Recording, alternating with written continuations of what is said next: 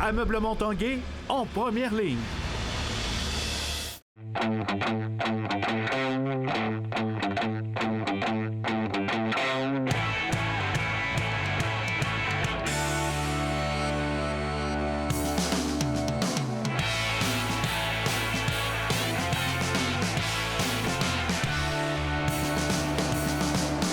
À tous, un bon mercredi. Bienvenue à l'Esprit sportif. Aujourd'hui, sur les plaines d'Abraham, on parlera dans l'émission de patinage de vitesse. On vous présente la relève de la grande région de Québec. Mais d'abord, on parle ski de fond Québec et ski de fond en fin de semaine avec la présentation des grandes finales de la Coupe du monde FIS, vendredi, samedi et dimanche. Évidemment, le dernier parcours pour Alex Harvey. On a parlé de l'événement avec l'organisation également du fabuleux parcours qui sera offert aux nombreux participants.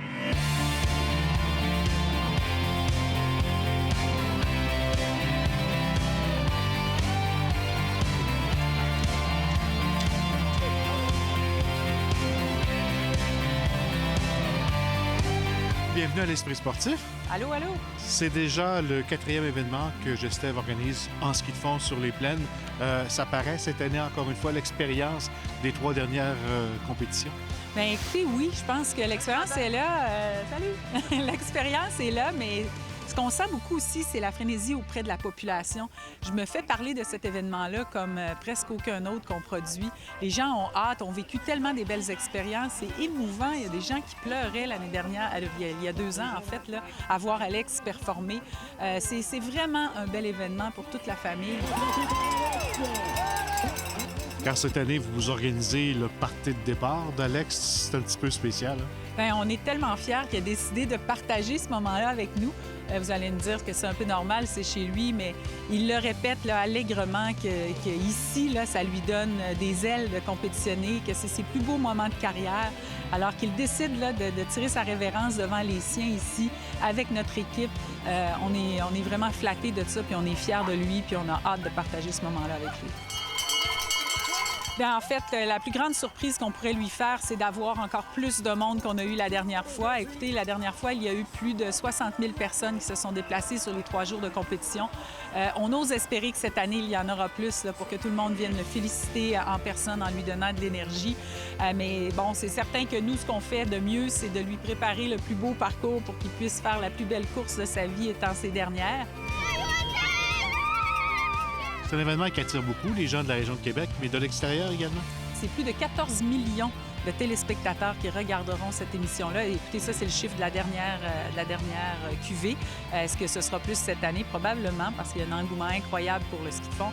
Et oui, il y a des gens de partout. Mon Dieu, plus de, je dirais, je pense que c'est 60 des gens qui vont venir à l'événement en fin de semaine viennent de l'extérieur de la région. C'est de très, très belles retombées économiques pour la Ville de Québec, de très belles retombées médiatiques également. On a des télévisions là, des pays scandinaves, de pays européens qui sont ici en personne pour faire la captation de l'événement. Serge, c'est pas la première fois qu'on aménage une piste de ski de fond sur les plaines. Est-ce qu'il y a des choses qui diffèrent des années passées cette année? Oui, bien sûr, on fait pas tellement des copier-coller chez Gestev. En plus, moi, pendant l'édition précédente, j'observe, je me dis qu'est-ce que je peux améliorer au niveau des accès. On avait un petit peu de problème d'accès au niveau des spectateurs à la dernière édition, donc on a ouvert un peu plus l'arrière du stadium pour que les gens puissent entrer. Après, au niveau des athlètes, on réfléchit comment on peut leur donner plus de dénivelé, plus de difficultés. Et on pense aussi aux images, à la télévision qu'on peut donner sur Québec. Donc on a construit, il y a des parties du parcours qui vont en sens inverse afin de donner des points de vue justement sur le fleuve beaucoup plus longs au niveau de la télévision, mais qui font aussi qu'on a une montée un peu plus intense en faux plat en arrière du Cap Diamant. On a construit un pont où les athlètes passent justement en dessus et en dessous, ce qui nous permet de changer l'essence de rotation du parcours.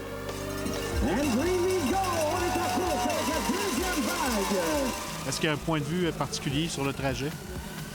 Effectivement, donc la montée du Cap Diamant au niveau du point de vue est une des plus belles au niveau esthétique, je pense, parce qu'on va avoir au moins un 20-30 secondes avec le fleuve en arrière. Il peut y avoir des bateaux, il peut y avoir de la glace, il peut se passer toutes sortes de choses. Ensuite, le long de la citadelle, on a des beaux plans, des belles images. Quand on est en haut, on a la ville de Québec en arrière, le manège militaire qui est effectivement terminé maintenant. Donc au niveau esthétique, On a vraiment beaucoup de points de vue. Au niveau course pour les athlètes, la Tour Martello, pour voir le spectacle et la bagarre entre les athlètes va être très intéressante. En arrière de nous, ici, donc le long de la fortification, on fait un aller-retour en descendant et on remonte. La montée aussi est longue et intense. On a un point de chronométrage qui se fait là. Magnifique parcours et j'espère qu'Alex l'aimera. Bon, on ne veut pas être chauvin, là, mais c'est sûr qu'on espère que lui et toute notre équipe canadienne là, vont très bien performer sur ce beau parcours. Réservez vos matinées, puis venez la passer en plein air, en famille, entre amis. Puis go, Alex, go!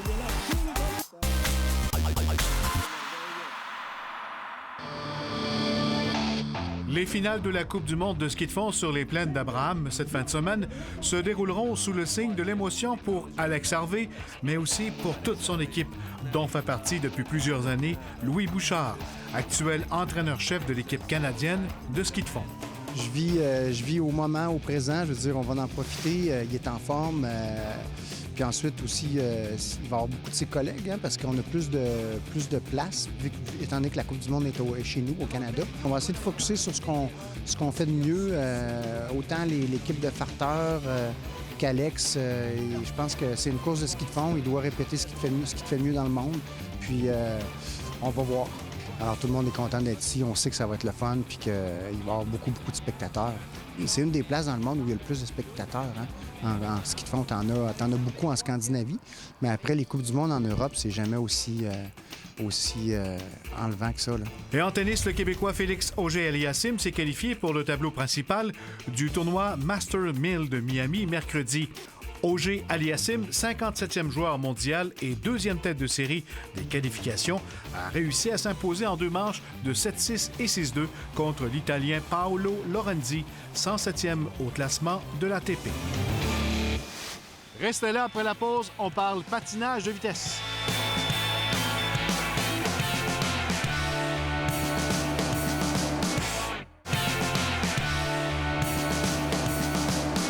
La relève en patinage de vitesse est excellente dans la région de Québec. Jonathan Fournier est allé rencontrer les vedettes montantes du sport au centre d'entraînement de patinage de vitesse de Québec.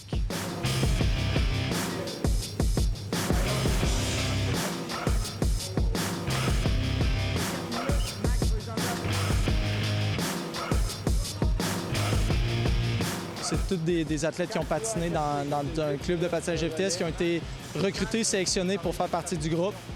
De bons talents qui viennent patiner ensemble pour pouvoir se développer dans leur potentiel de patineur. On est un des plus gros centres d'entraînement de la province de Québec.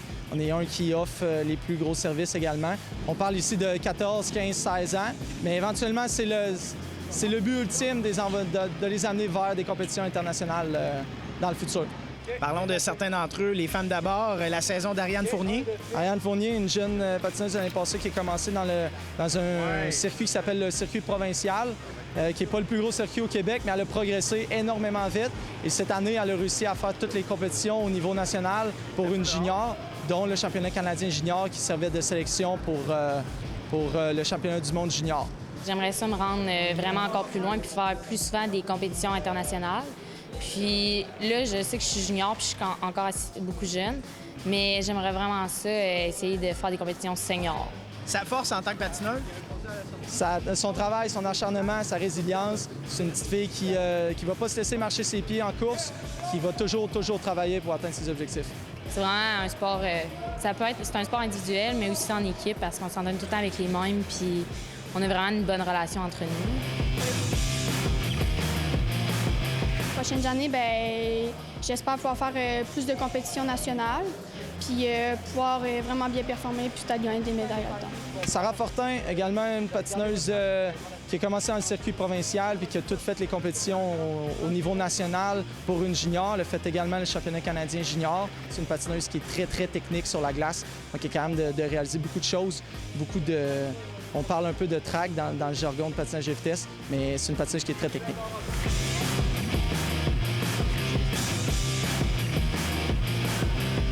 J'ai réussi à me classer pour le top 32 junior au Canada.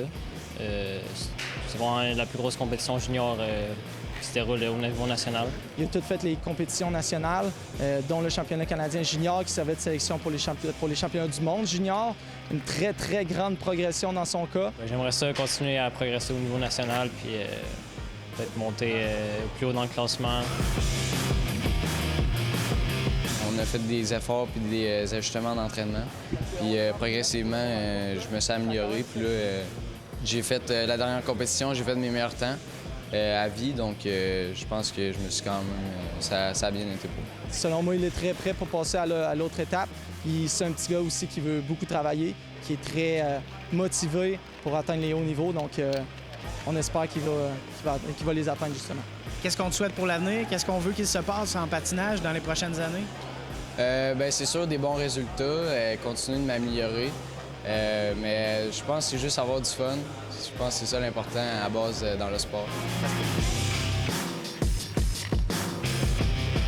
C'est quoi le fait saillant de ta saison? Le fait saillant, c'est d'avoir classé quelques athlètes au championnat canadien junior, qui est la plus grosse compétition pour les juniors de l'année.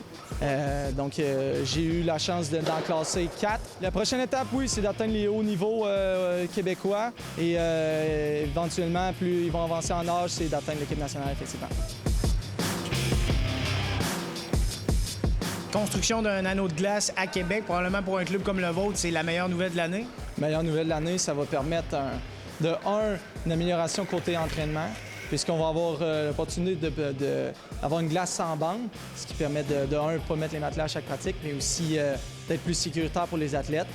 Puis ça, c'est pour le courte-piste, mais on va aussi hériter d'une belle glace de 400 mètres, où est-ce que les jeunes vont pouvoir pratiquer également le longue piste. Et éventuellement, il y a des compétitions qui vont venir avec ça. Les athlètes vont pouvoir venir chez nous. Exactement. La Fédération puis Patinage de vitesse Canada, ils espèrent pouvoir accueillir des Coupes du monde, Championnats du monde à Québec, au lieu que toutes ces compétitions-là se fassent seulement à Calgary. Maintenant, on va avoir nos installations, donc on va pouvoir accueillir ce genre de compétition-là, puis peut-être les Jeux olympiques, on ne sait jamais. Bonne fin de saison, merci. Je vous rappelle en terminant, c'est en fin de semaine sur les plaines d'Abraham, vendredi, samedi, dimanche, qu'a lieu le dernier tour de piste d'Alex Harvey. On vous y invite tous. Voilà, c'était l'Esprit sportif. Bye bye tout le monde. À demain.